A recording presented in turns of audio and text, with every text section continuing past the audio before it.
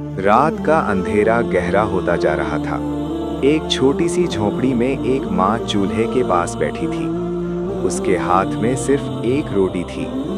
कोने में उसका नन्हा सा बेटा भूख से सिसक रहा था। माँ ने कभी रोटी को देखा, कभी बेटे के चेहरे को।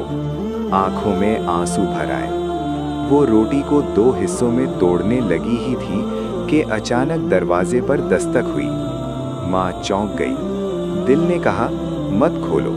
ज़मीर ने कहा, अल्लाह के मेहमान को खाली ना लौटाओ। उसने आहिस्ता से दरवाज़ा खोला।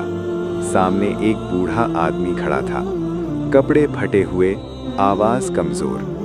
बूढ़े ने कहा, बेटी 3 दिन से भूखा हूँ। माँ ने पीछे मुड़कर बेटे को देखा, फिर अपने हाथ में पकड़ी आखिरी रोटी को। एक लम्हे के लिए उसकी सांस रुक गई।